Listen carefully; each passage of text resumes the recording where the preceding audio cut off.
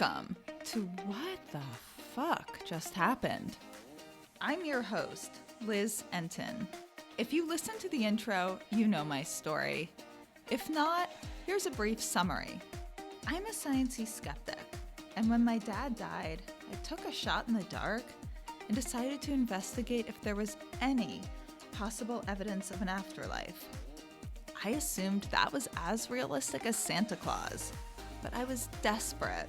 However, I was so blown away by what I discovered that I wrote a book and launched this podcast.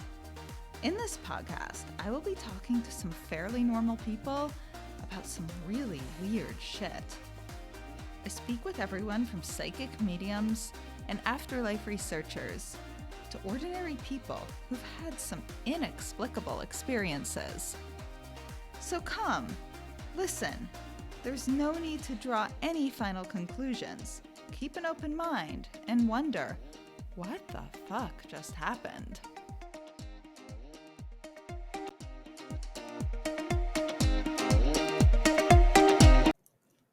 So I have to say just how amazing it is to be talking to Dr. Sally Rhine Feather. First of all, she was born in 1930. This woman is 93 years old and is just a wealth of experience and knowledge, and I have so much gratitude to be speaking with her today. And also, here's a little bit more on Sci Encyclopedia.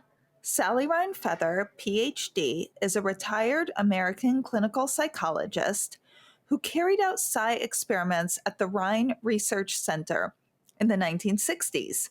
She is daughter of Joseph Banks Rhine, who we refer to as J.B. Rhine, and she'll refer to him in this podcast as J.B.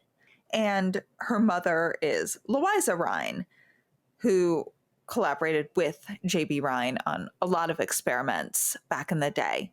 Sally has co-authored The Gift, which is a description of paranormal experiences collected by her mother. She is currently co-editing a book on selected letters of her father's early years. Sally Rhine Feather has served as a child subject at the Duke Parapsychology Lab, which was founded by J.B. Rhine and Louisa Rhine, and it now is the Rhine Education Center and the Rhine Institute, where I have taken many classes and write about my book and have talked about on this podcast quite a bit. It's made a huge difference, and there's so much history there. So as she grew up, she worked there as a research assistant, and after obtaining a doctorate in experimental psychology from Duke University in 1967, her research topics have included psi abilities of animals, correlation of memory and ESP performance, and help hinder effects in a PK task. And PK is psychokinesis, mind's ability to affect matter. Dr. Rhine Feather obtained further training in clinical psychology at the University of North Carolina in 1969, and then dedicated the next several decades to clinical psychology in mental health centers and a private practice until she retired in 2004. She moved back to North Carolina in the early 1990s and got re-involved in the Rhine Research Center. It was then officially the Rhine Research Center and no longer part of Duke University. Since 1994, she has served in various administrative capacities, including as the board of directors, and for several years as volunteer executive director. In 2010, she received the Career Achievement Award from the Parapsychology Association. And you can read more about that on Sci Encyclopedia. I am today talking with Sally Rhine Feather. And Dr. Feather, it is wonderful to have you on.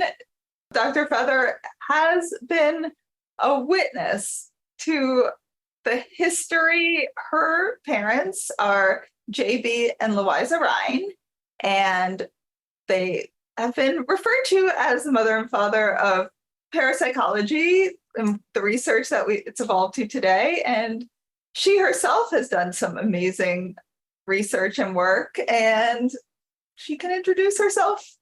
Okay. Well, of course, call me Sally because that's how we know each other. And that's what I go by. I don't have to be doctor anymore as I did if I were teaching or working in a laboratory. And but even there, that's the nice thing about the laboratories I've worked in is that they're comfortable and they're people, they're human beings. So parapsychology is a friendly field if you're among other parapsychologists. And I was born at a time when the field didn't even have that name. My parents' early work, mostly my father's, with my mother behind backing him up. His work was in the early 1930s, and I was born in 1930. So by the time I was toddling around, there were people in the house on the weekends who were coming over from the work that they had done, were doing over on the Duke University Parapsychology Lab. So I saw it from a different direction and now I'm the old one looking down at the toddlers. Must have been, you just got to view such a history, which must have been remarkable. Yeah. Did you get to meet just some of the remarkable people we talk about today? I guess, aside from your parents, obviously you knew them. Yeah. I tell a story. Well, Dr. William McDougall was the professor at the time who was like worldwide known and probably the best place in this country if you wanted to study anything like related to survival of consciousness after death or what would become telepathy. And that had been known for a long time. But you would have come to work with Dr. McDougall. And by very good luck, fortune, that's what happened to my dad. He came down here just to have him help him with some readings he'd gotten from mediums or his colleague he sent him down here to see, was there anything, can you study this material and help me learn something from this person who had given him the material. So when he came down here to North Carolina, first of all, it was, as I said, when I spoke recently to the Durham Public Library, Durham in 1930, in the 30s and a little before, was just a dusty old tobacco town. And, there was nothing about it. The new Duke University, very new, was the big thing, I guess, going around and happening. And that was where they landed, of course. So at that period of time, it was just an unusual event. And it was two people talking to each other. My dad really fell in love with Dr. McDougall. Later on, he would tell me, Sally, when I was about 7, this is the most important manual. I probably wasn't paying enough attention, This is the most important man that you will ever meet. And I stood there and I thought, gosh, I thought my dad was the most important person I ever meet. That's what you think at 7 if you're getting along well with your parents. They're the best. But indeed, he was, McDougall was a very fine substitute father figure in helping him get established here at Duke, giving him a job in the psychology department and helping him get support from the president. And, in those days, even now, you've got to have money and get support or you can't get much done. So they came to a comfortable place. They didn't know it at the time, how comfortable. And they stayed there at the lab at Duke until 1965 when he retired and moved to another place where he continued to work. I don't know to what extent you know this because this was probably before your time, but what did your parents originally think? Did they believe in psi and or survival of consciousness? No, they were young scientists trying to make a living from having to work their own way, both from very poor financially poor backgrounds and having to work their way through college and graduate school in the University of Chicago. They were working and studying and, and we're going to be plant physiologists, plant botanists, maybe even a forester. And that was what they were going to do to be scientists. They had actually both started out with a religious background, but they ran into science, and you've heard this probably before about them. They ran into science courses when they were at the university and weren't sure that they could continue with their religious beliefs. And that was a big letdown for my dad in particular, but they became scientists and that was their passion. And along the way, they they just happened to hear a lecture, for instance, from a famous man, Sir Arthur Conan Doyle, who was the father of Sherlock Holmes. But he also had a son who was seriously, I guess, actually killed in World War II. Maybe not, maybe there was another Sir Oliver Lodge. Anyway, they believed in the survival of consciousness. And they believed this, the people that they were hearing, listening to, were talking about the possibility of survival of the human body after death. Well, that is important a question, as almost anybody would want to know, and we want to know that right now. It's still, all of us want to know what's going to happen after we die. So they thought, well, if a scientist is interested in studying that, he wasn't a scientist, Sir Arthur Conan Doyle wasn't, but he was a promoter of the study of that sort of thing in England, in Britain. And so that was the beginning. That got him interested. That sent him to the books, and he began to read. He and my mother both began to read. They were at a university where they could get hold of material, and that began their interest. And they continued with that along with doing their graduate work for quite a while. Did they have a turning point, a surprise, where they realized, wow, there is something going on? Certainly everything that they read, because it was what they were reading was the reports from the famous people in England and in this country to some extent, who had studied mediums, living mediums, who were, mediums who were talking about the afterlife. And they were pretty interested. They did some preliminary investigations, and they didn't find anything. And in fact, one very important one that they were sure was going to be the answer, they were very disappointed. My father, with his scientific expertise, understood some little things that might be going on in the room, and he thought it was fraud, that it wasn't really the afterlife speaking to the living. So he lost he didn't lose his faith again, but he thought, well, I've got to find, I will not believe something unless I have control of the situation. In other words, if I'm setting up a seance, then I can trust it. But if I won't go to somebody else's and expect to believe what happens. So that led him in a different direction. He'd attended a seance and discovered it was fraudulent. Exactly, yeah. And they did minor ones, and they tried to find other people, and they just didn't have very good luck. They had a helper there who was trying the same thing, and Walter Franklin Prince was famous in those days. And they studied at Harvard, and was my dad. And anyway, they worked on it, and they didn't just give up, but they were getting frustrated and about to give up when, lo and behold, somebody was referred to them and said, listen, I've got this document of this man, his wife had passed away. He was a superintendent of schools from Detroit, I believe. So he's an educated and a prominent person. He said his wife had passed away unexpectedly, and he had taken it upon himself to go to many mediums, good mediums in this country and overseas. And he had all this material in which she was, people were reportedly in touch with her, but he didn't know how to evaluate it. So he said, I need a young person who, I guess all men in those days, it's okay if your wife comes along, and you take it to somebody who knows more about it, perhaps, and you analyze it. So that's exactly what, long story short, he came down to North Carolina. They came down to North Carolina after they had written ahead of time. And this Dr. McDougall said, I think I could help you with that. And he was interested in studying these things in a university setting. Well, even now, that's a beautiful sentence to hear. I want to study psychic experiences in a well or set up university setup. So they came, and that was the beginning.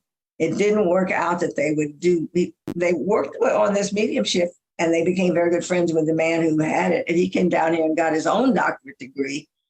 And the psychologist in the laboratory, in the department, actually gave this man a master's degree on the basis of his work analyzing his wife's, or the readings about his wife's, presumably spirit world. So it was a good adventure for all of them. They didn't have any answers, but they had a place to begin. And then that was home from then on until, and even now, we're still going in a different name, no longer the Rhine Center. Well, it is a Rhine Center now. It wasn't the Rhine Center then. It was just a young man trying to convince his colleagues that we've got to study this. We know that mediums are psychic, or they tell us things that we don't know, but we don't know, like they seem to have telepathy. But telepathy was just a belief. Now you might talk to somebody in the street. Very few people would say, there's no such thing as telepathy or clairvoyance. That's just your imagination. Most people say, well, yeah, it could be. I've had an experience myself, a dream that came true. We sort of take that for granted now, but then they didn't, and they didn't have the ordinary educated people in the university setting didn't. And so that was a place where they could begin to look into it further. So it sounds like your mother and father started, had some disappointments, which I think all of us researching this have had. Absolutely. I attended a fraudulent seance as well. Yes. Did you? Okay. Oh, yeah. It was very disappointing. Yeah. I can't say I was shocked, but I was more shocked finding all the genuine stuff I found and delighted, but I was not shocked when I found fraud, although it made me sad. Yeah, it's sorting it apart, because through history, I know the famous mediums like Sapia Palladino, she would tell the people, investigator, I cheat, you watch, you got to watch me. And it didn't seem to, maybe she would or maybe she wouldn't, but it didn't seem to be like that was all that she did. Yeah. Right. From what I understand, she said she was genuine, but it was so draining that she cheated whenever she could to mimic what she was capable of doing. Exactly. Now, I don't condone that. I'm not saying lying or cheating's okay, but that is just what she said. Right. Yeah. So the whole business of that sort of study, they rather gave it up for a long time. They did. Every now and then, if there'd be a report, somebody from the lab would go out and investigate it quietly. But pretty soon what happened was, once a lab was a lab, they were devoted to the research, which was basically working with those ESP cards, the Zenar cards. So Zenar cards are those cards used in parapsychology psi experiments where there are different shapes on them, such as stars or squiggly lines. And people, for example, will try to predict which card will come next, or try to psychically read or maybe remote view which card the experimenter is looking at. I just wanted to look up the official definition, and Wikipedia has the following definition. Wikipedia is not the most psi research friendly, but in other ways they're great. And this definition I just thought was pretty impressive. Zenar cards are used to conduct experiments for extrasensory perception, ESP. Perceptual psychologist Carl Zenar designed the cards in the early 1930s for experiments conducted with his colleague, parapsychologist J.B. Rhine. That's J.B. Rhine, Sally's dad. So he was the first one to use Zenar cards, and that just helps show how historic J.B. Rhine is. That was because if you're going to study it, it wasn't anything magical about those cards. And when I hear people say, those darn cards, which is what one of the mediums said, famous mediums said, like, yeah, but how else do you know what are the chances of such and such being true? So it was practical. In those days, once they didn't know anything for sure. And they had tried to investigate a horse. There was a telepathic horse before they got this far along, because somebody said, there's a horse that can read people's minds. And they went out of their way to look into that. And that, too, was very interesting. And it looked like there was something going on, but you couldn't be sure because somebody in the room had to know the answer. Certainly the owner of the horse had to know the answer of the question. The question they would ask the horse a question, and she would point with her nose to some letters and write out the answer. So anyway, that's a long story, but told them once again, to learn something, you're going to have to be in charge of it yourself. And you got to set it up so it's foolproof. So that's what they did. And that in itself wasn't easy. People thought that many of the people at the Duke lab might be cheating. And so they would anyway be very, very careful and set up. It was very elaborate.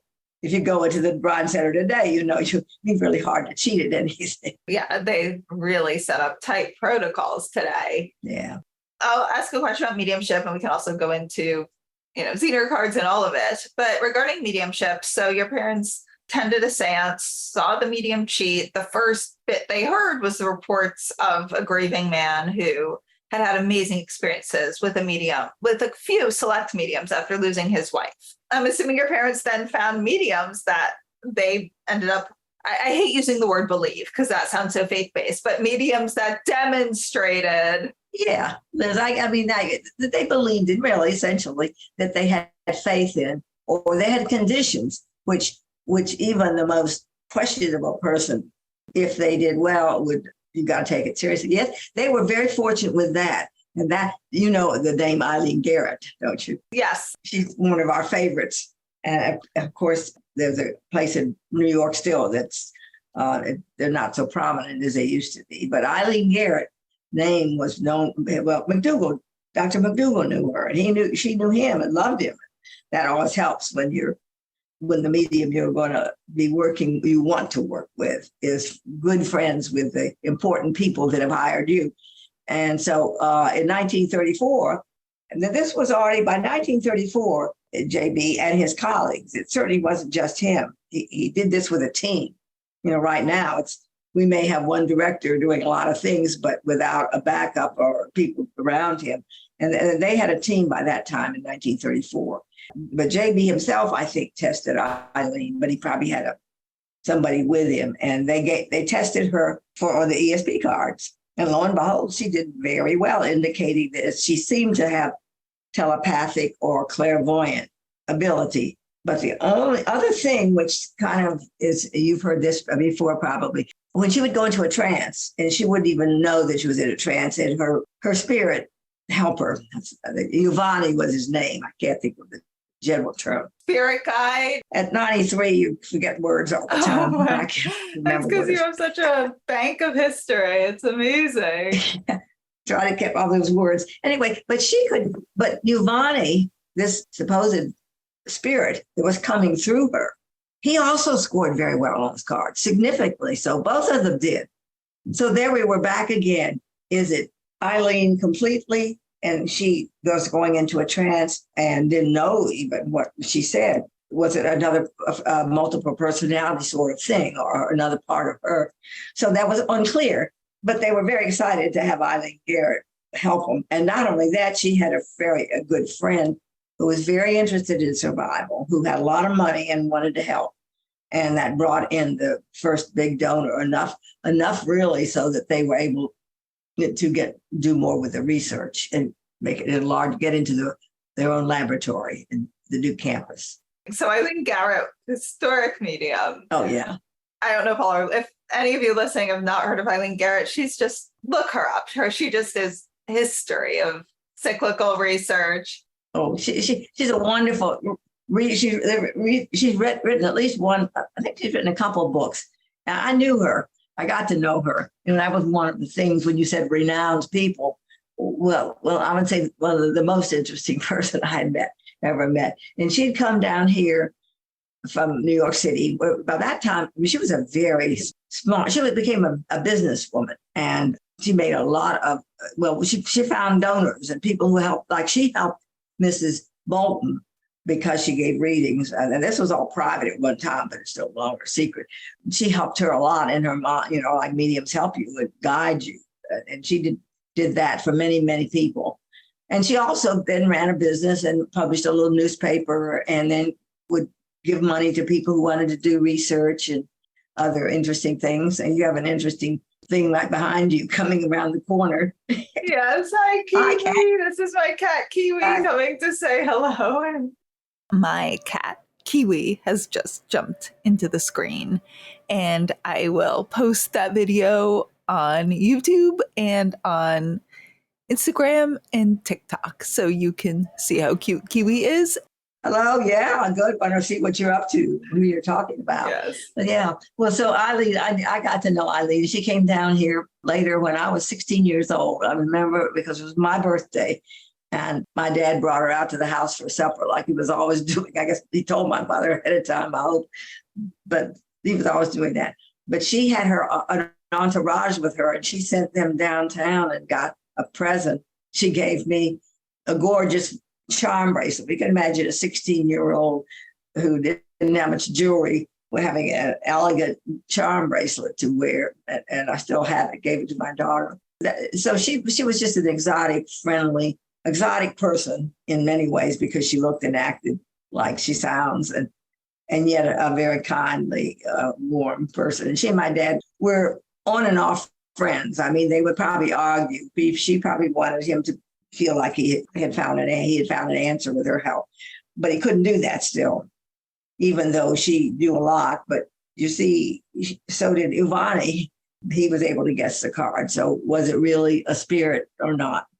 But that remained the question. But they remain good friends. And the Parapsychology Foundation, we've had many meetings and friendship connections over the years with that group of hers in New York City, or on the outskirts now.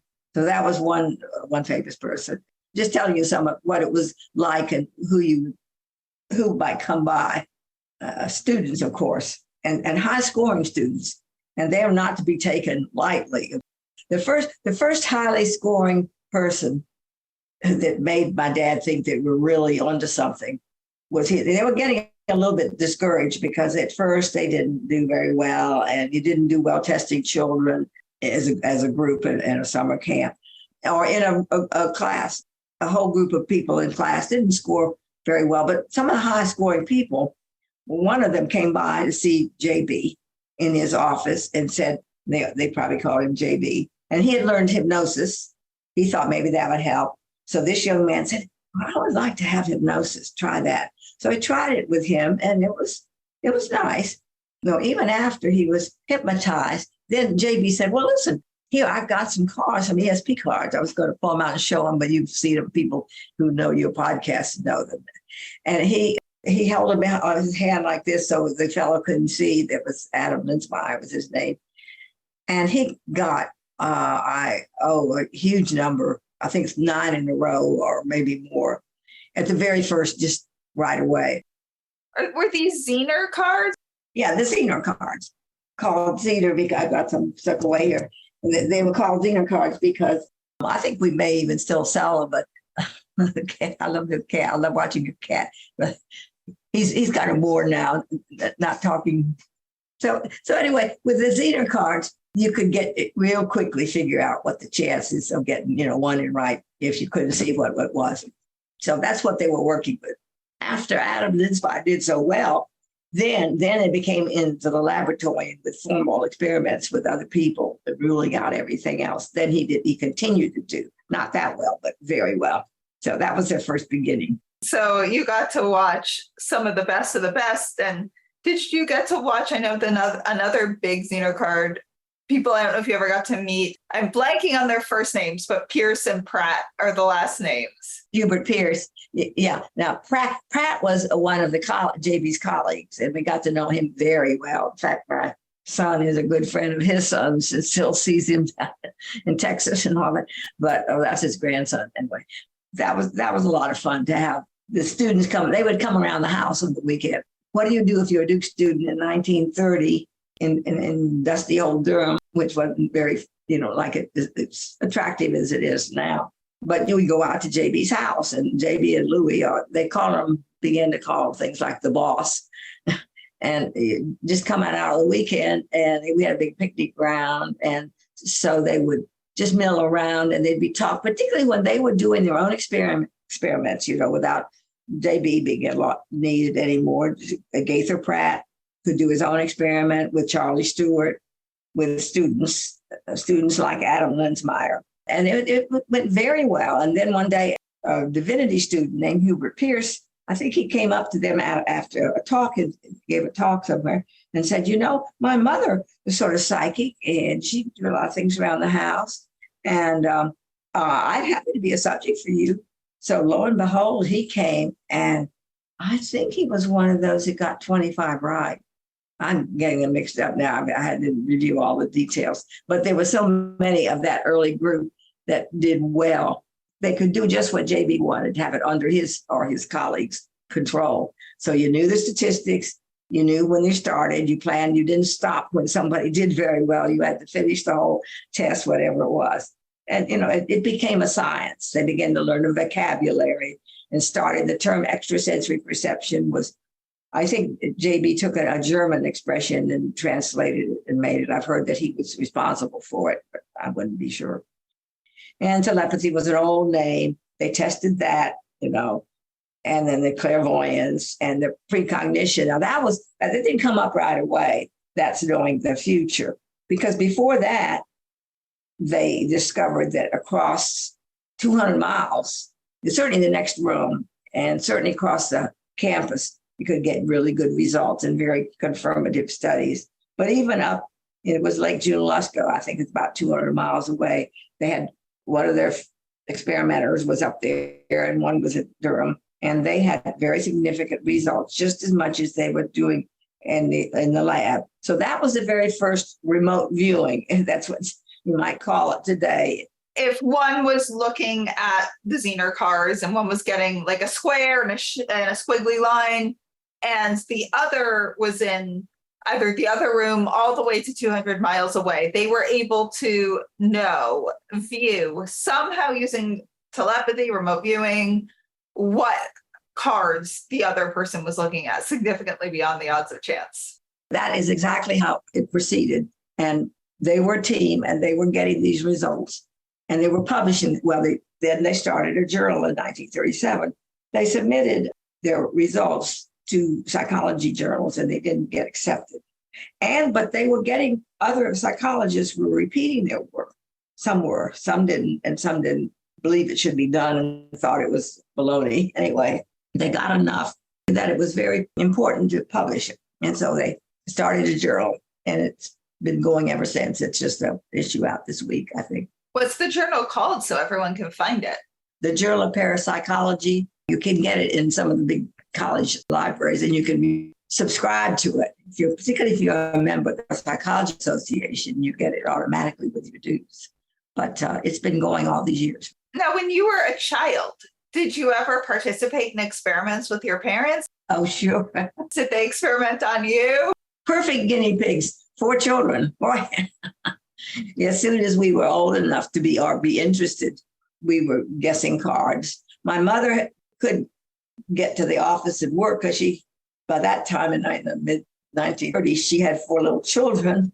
But we had a nice neighborhood with some work, which actually was published in one of the early journals. I think about the first work with children. She knew how to give ESP tests, and kids do very well at it. In fact, if we used to have sometime a Saturday morning, grandparents bring their grandchildren into the Rhine. I did this a couple of times. And the children are very likely to score better than their grandparents, at least. There's no difference in age. So she would test one child at a time, and the other children could be outside playing while somebody was watching it. And then they'd go in and out. And so they'd get some, I don't know, a lollipop or something fun, a reward. And that was fun. She did that. She couldn't do much of that. And the conditions were, homemade. What's an example of an experiment she did with all of you little ones? Well, with us, it wasn't official. It was just playing. I don't remember the cards as much as the dice, because dice were more, they move and they were more fun. And my mother would have they'd have a little something you shake the cards with, the dice with, and then you roll them out onto a board it's padded on all sides. And you could say, we're gonna try see how many ones we can get, and then 2s, and then you tried for everything so that you could average it out. And if the dice were not even or something, not made right, it was the score that counted. I don't know that we did any formal experiment. We didn't formal ones, but we played it. she would practice or she would try it out with us. And then other people at the lab would come in and you could go into the lab. And I used to bring friends of mine from the third grade up to the labs to do either the cards or the dice when they wanted children, when they were looking for children. And then they had a nice setup. So it was fun for me. I'm looking now from a child's perspective. From the grown-up's perspective, I think it was going pretty well. Other people these tests, so it didn't depend just upon do. Some people didn't get results, and some people got very good results. It kind of gradually grew and grew until, as I said, they had the journal, and then they published that. So that was the beginning of the field.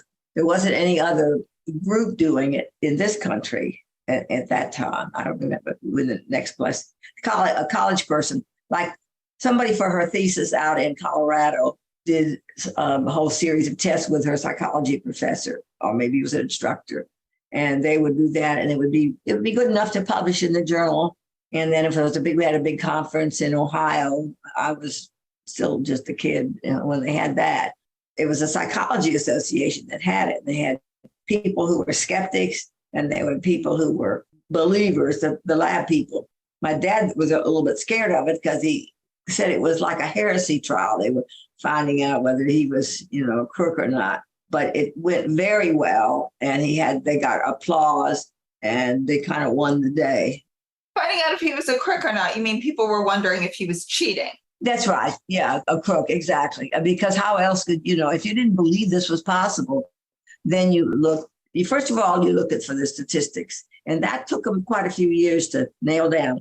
It wasn't until 1937 that they got mathematicians to say, look, we've investigated all their methodology. And if the parapsychology work is to be fairly criticized, it has to be on the basis of something other than statistics. But we approve the statistics. In fact, the statistics were even taken up. They advanced some of the rules and the learnings of probability, and people, it went both ways because they had to really spend a lot of time like one person just made thousands and thousands of ESP card tests in order to see if it really would fall in a normal curve, like if you've had any statistics course.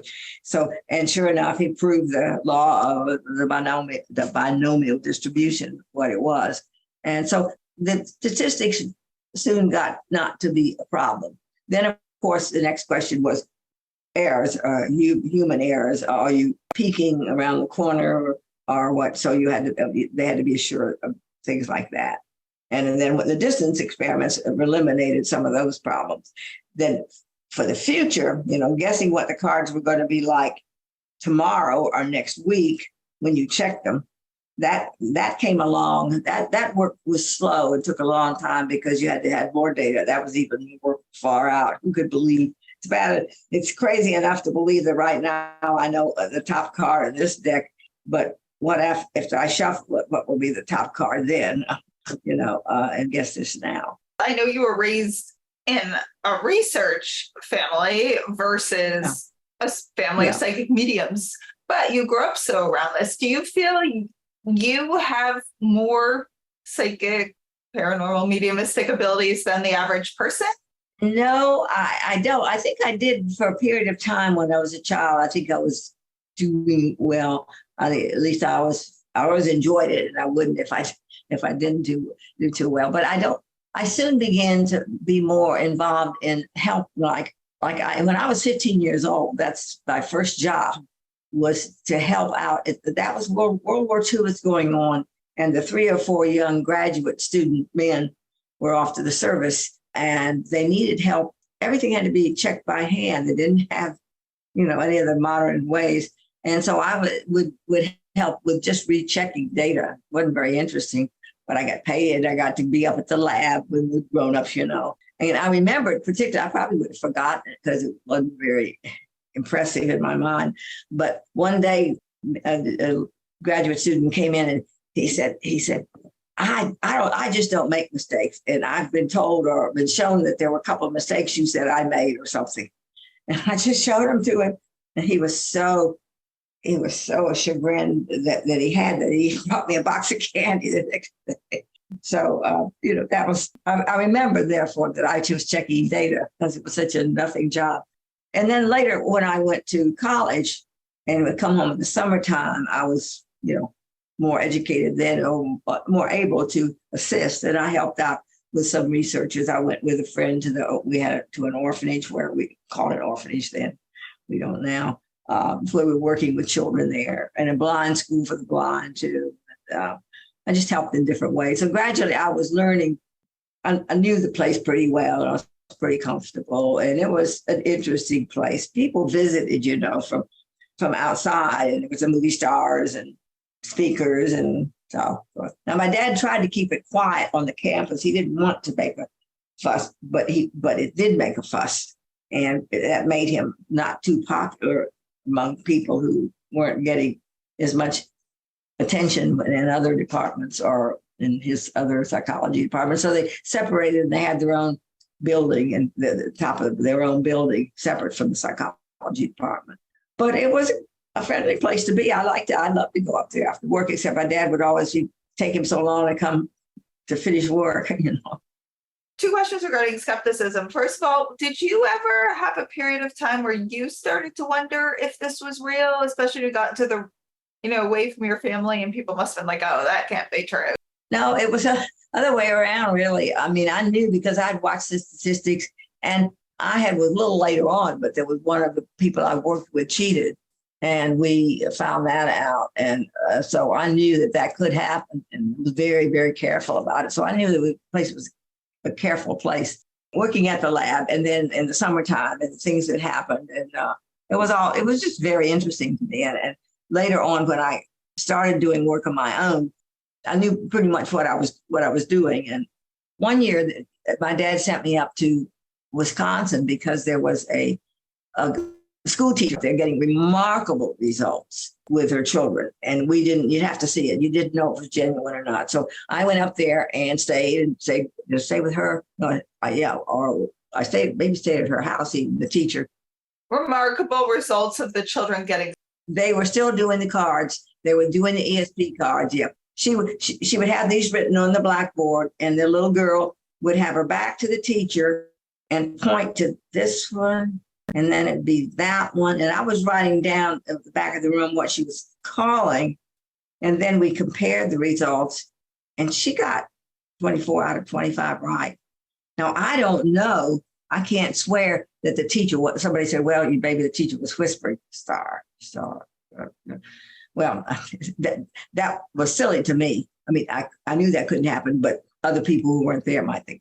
So I saw it happen. I saw 24 out of 25 get guessed by a little girl who loved her teacher and went into a trance, a kind of a trance. And after that first day, when she did so well, I guess we had to say, yeah, you did well. And the next day, we tightened things up a little bit or moved her a little bit further away or something. I don't know. Those are the things that I saw, but they weren't part of science. And you think they were genuine? Oh, yeah. Yeah, I could see her, and I could see the setup. Yeah. Yeah, so you've seen both anecdotal and data evidence. Yeah. Again, these are around cards. Yeah, I haven't seen much about the survival world. I followed it very much, the Windbridge work, and of course the Forever Family group with the mediums. And do you know, I won 4th place in the raffle that Laura Lynn Jackson gave to the Rhine Center. She is on our board, and she offered a raffle in order to raise money for the Rhine. And it did quite well.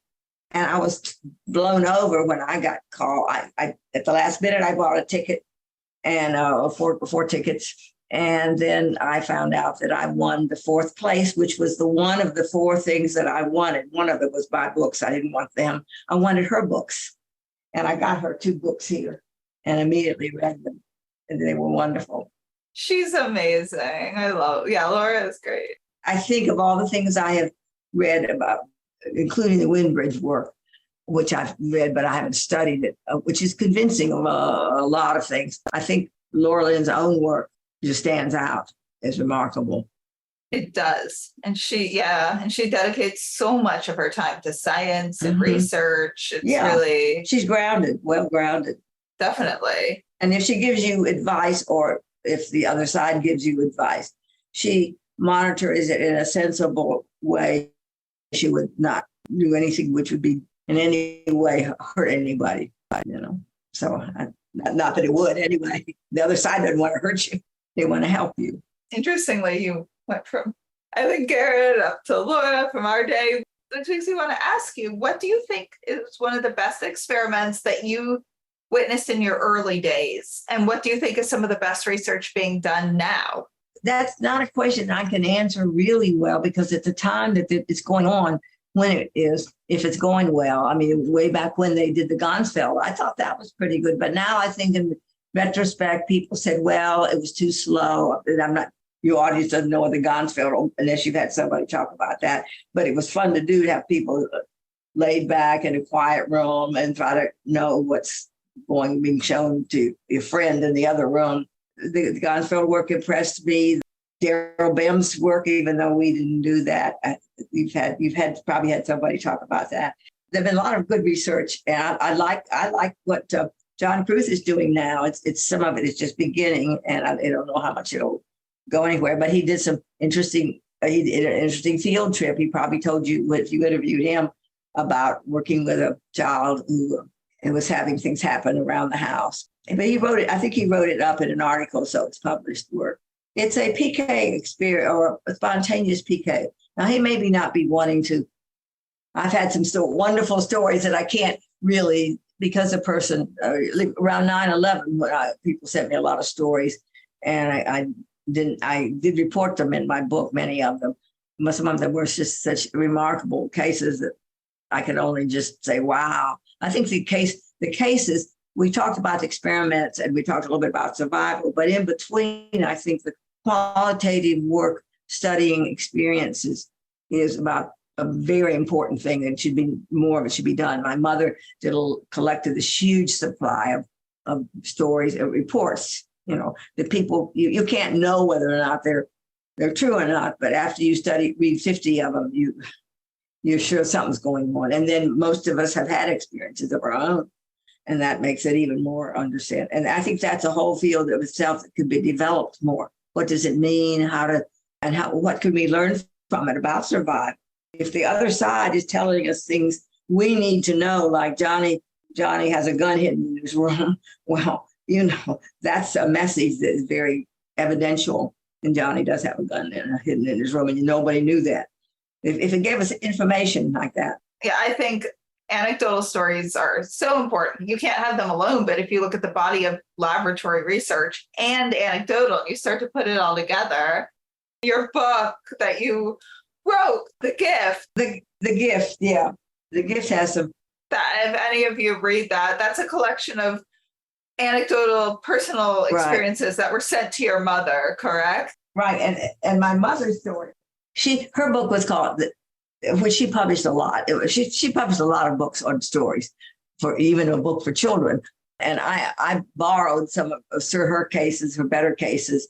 I had been collecting quite a few of them too. And before this book came along, back when in the 1970s, 80s, and we just had a marvelous collection of stories, and they make a good book. And what I want to happen now is for there to be a book on the psychic, the PK type experiences, because they happen. We collected them too, but we don't have any. And people can mail their stories their reports into the Rhine. We're still collecting them. And PK is physical. That's when, for example, everything from spoon bending to objects moving. Physical, right. Yeah, I mean, a physicist came, he used to come by, see us at lunchtime on his way back and forth somewhere, a pretty well-known person.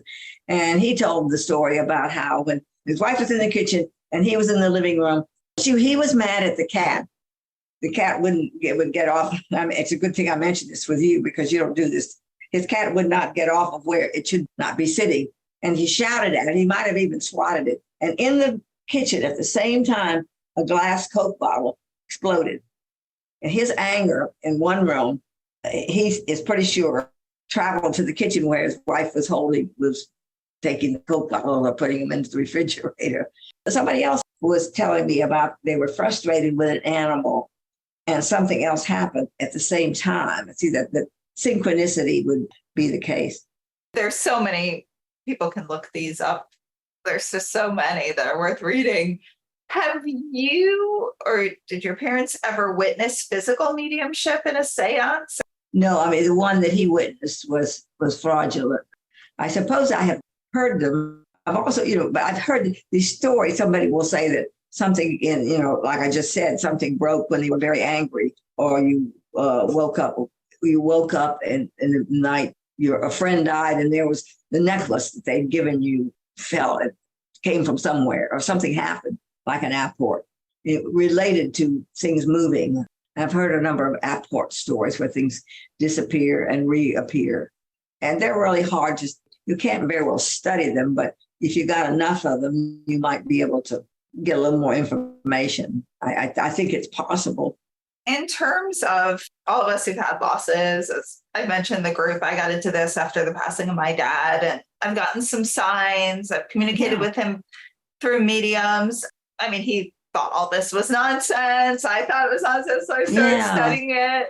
So I'm really curious, having, and I'm sorry for the loss of your parents as well, having your parents having passed, and family friends, who were the top people in the afterlife research world, like Eileen Garret, all those people. Are they better communicators in terms of signs, in terms of communicating with mediums here, as far as you know?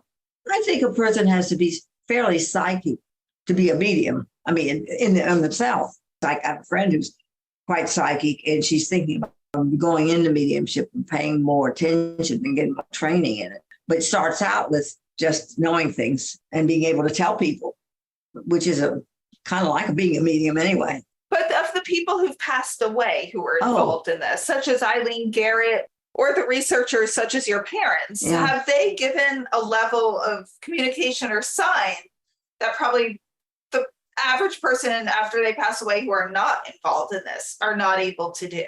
I just don't know enough to answer that question. I mean, I can't say that I know anything about that. It would be important. By the time I came around to this, I was devoted to working with the cases, because I thought that was the best way. And we were trying to get that published and do something with it. And we even selected cases that related to afterlife. We thought that would get us some grants, but they never did. So it's just a mystery. But once when you read those stories again, like if I had taken time today to read 10 of them in a row, I'd get excited again. There's something here now. Somebody ought to look into this. And that's why I think being a volunteer at the Rhine, or in some place where they're collecting stories and helping with that, is a good way of seeing for yourself what seems real and what isn't. And I also wonder if today with the cell phones and electronic communications, if that's not cutting down on psychic, the battlefield stories. And I've got some good ones. I remember now the good one from a local lawyer friend of ours. And when he was overseas in World War II, he was a well-known lawyer in Durham, and I knew his daughter, went to school with his daughter. And he came to us afterwards and told us this story about when he was over there and he had been shot, or he was hurt badly. He couldn't get out of the ditch. And his mother in Durham got up in the middle of the night and said, "Oh, I know something's wrong with Henry." I forget his name. Something's wrong with him. And he's been hurt. And her family knew that she'd said that. So then when he called her from the nurse's station, and he lived and came back, he could report that. And he was very interested in and wanted me help me get stories of service people. We couldn't get people to respond. I don't know if they were embarrassed to, or we didn't do it the right way, but I think those stories are there. And if somebody was writing another book, a popular book, I got a lot of stories after that. My book was 2005, so I don't have them at hand now, and I'm off to other things. So I think it's a fertile field for somebody who isn't spending all their time doing podcasts, but a friend of yours, let's say, to collect them and follow up on which ones seem meaningful. And you could write books, have been written, some good books. Have you gotten amazing signs from your parents? No. I picked a sign after reading Laura Lynn's book, and I'm waiting for it to materialize. But friends of mine who've read her book friend and I were talking about it, and he had quite a few signs from his wife who died not long ago. No, I don't know whether they're waiting for the scientific evidence in the afterlife. Wait a minute, I'll wait till I can control the experiment. But I don't know.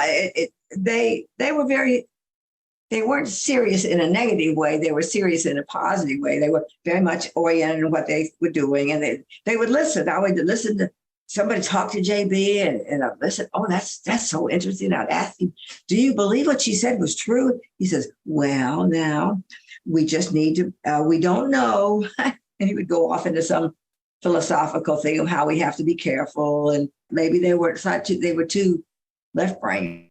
Although my mother had a lot of experiences with my sister. They were very often my sister who was sickly as a child. And that's usually the one who has the most experiences.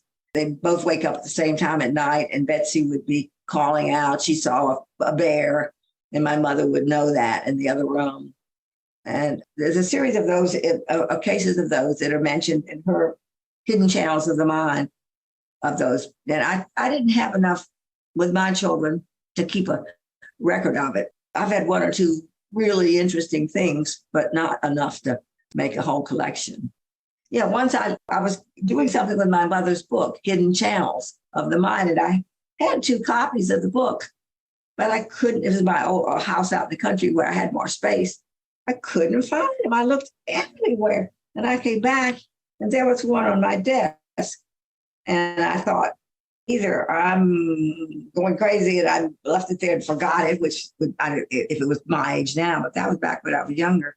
I thought, well, it's possible that something moved it. My parents had experience like that. They did have one when they were young and they were studying this thing very heavily. Before they came down here, they had a book by a famous medium at the time, and the title of the book was Evidence of Things Not Seen. It was on the mantle with bookshelves, and the landlady had never been known to come into the room. But when they came back from being out one night, that book was lying on the floor, Evidence of Things Not Seen. And they cite that book as one of the things they didn't understand. A few things like that from time to time, but not enough to make a book. Right. And it seems when you talk to people, all of us have had these experiences. Yeah. Some of us just don't process it. Why do you think? I mean, the data is so strong. I never believed any of this. And then I delved in and it transformed my grief and changed my whole worldview. Why do you think so many of skeptics who research this, or scientists, or I guess I don't know if all the skeptics research this as much, but why do you think there is still so much negative conclusions around this research?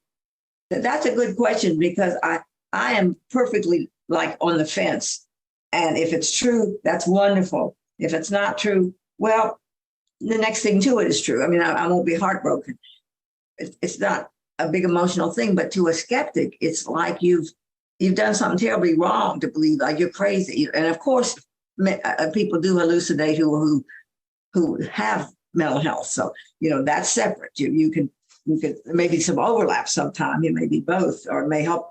If people don't pay attention to you as a kid, I think it may help push you into mental health problems if you're not listened to. But I just don't understand why there's so much, because people might come up to me and say, I hear your father does. In fact, I had a blind date in college, and I played a joke on him, telling him, yeah, I knew this guy down in Durham. You're talking about him. I know very well. If he came in the room now, I probably would hug him.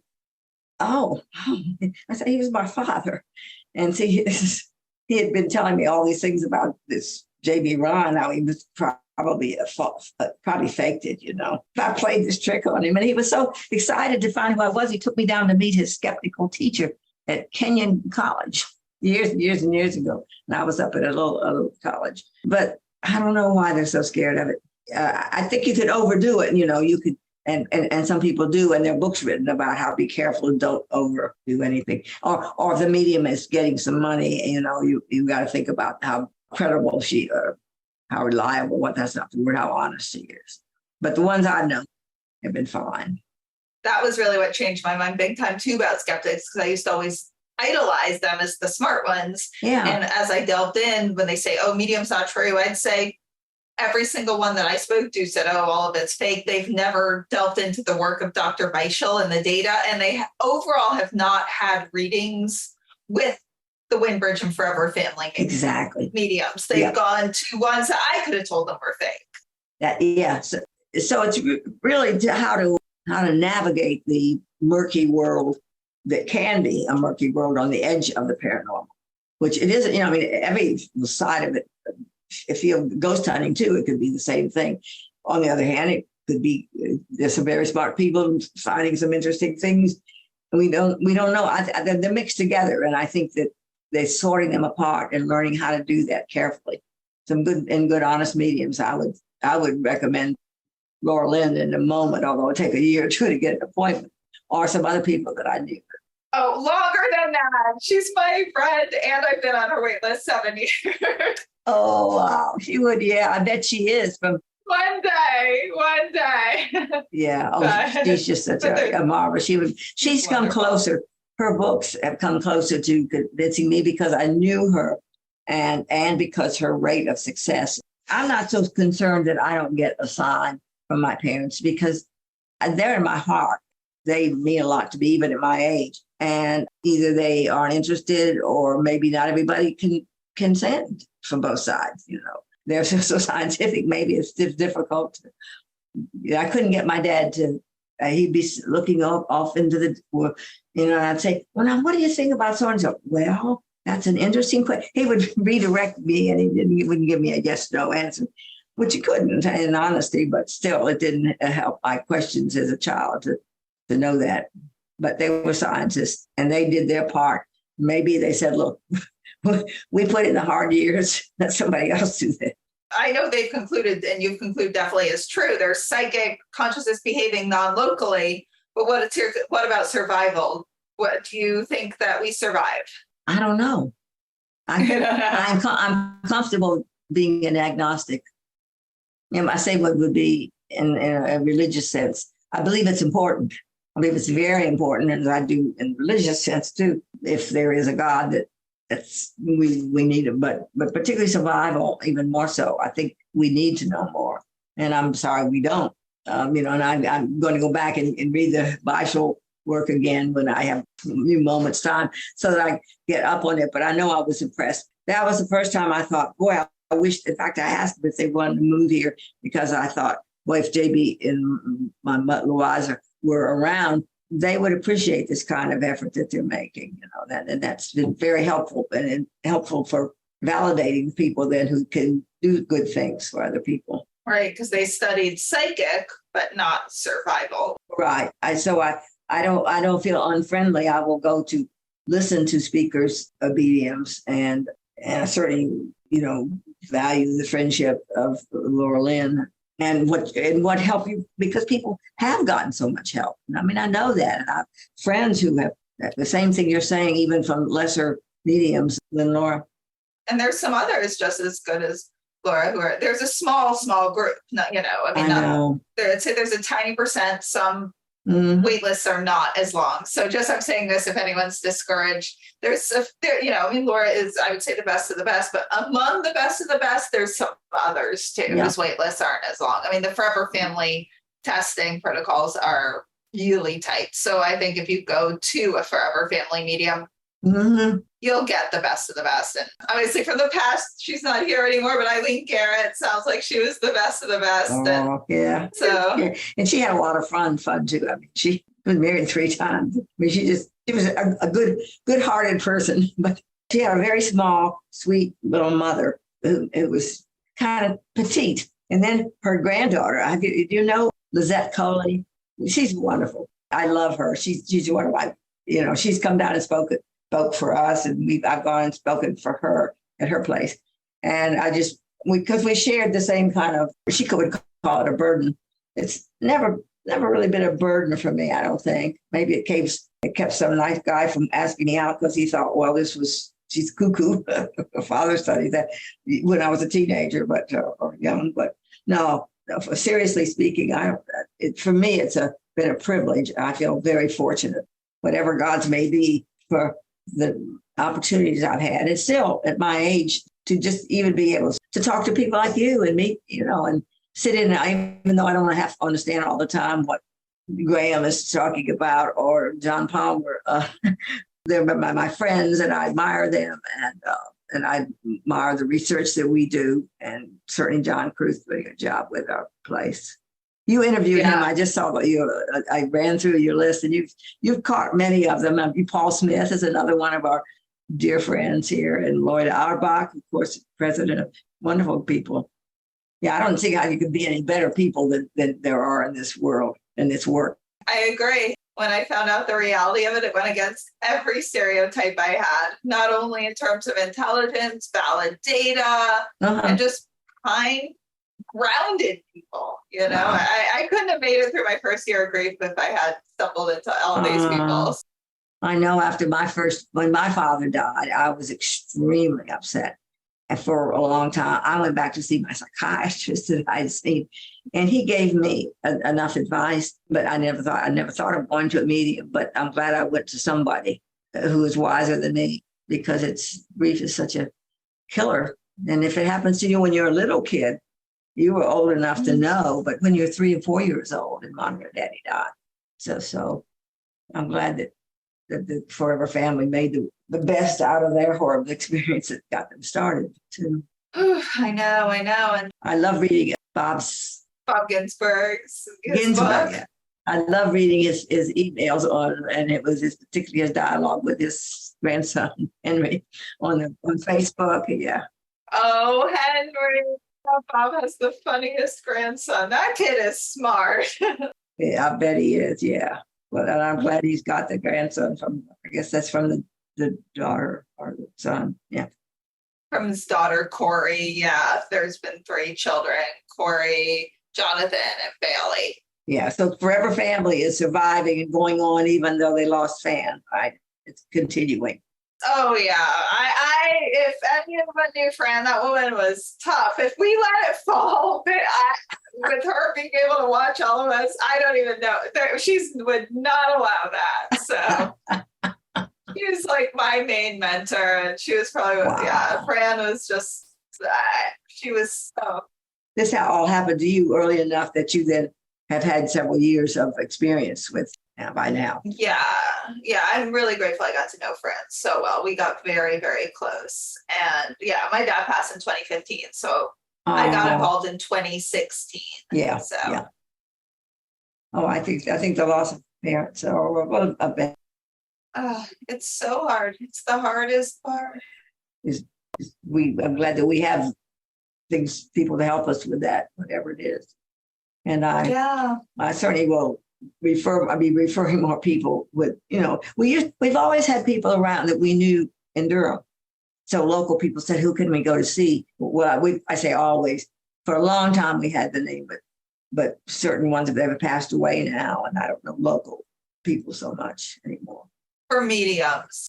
But now they can do it. Yeah, right, for mediums. But now they can do it, of course, by Zoom. So I don't know how. Zoom or face-to-face. Yeah, phone. And phone is great because, if you're... The voice. Yeah, well, just your voice. They can't read your face. So if you're very skeptical, you can eliminate that they're reading your expressions or doing facial recognition technology or all the stuff I worried about in the early days. Yeah. Although I trust them all now, or trust the Forever Family ones. I don't trust all media. It's like I still stay scientific.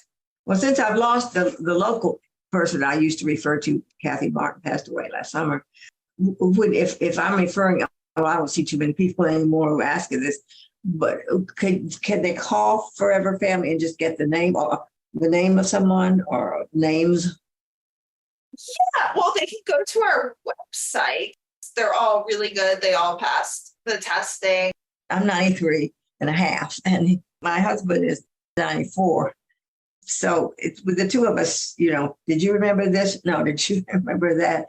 It's a challenge, but on the other hand, we feel lucky to be still around and trying to keep up with all these things that are interesting and happy. Well, we're lucky to have you and getting to learn so much and just so much wisdom and experience. Yeah. And it was really a treat to have you on today, Sally.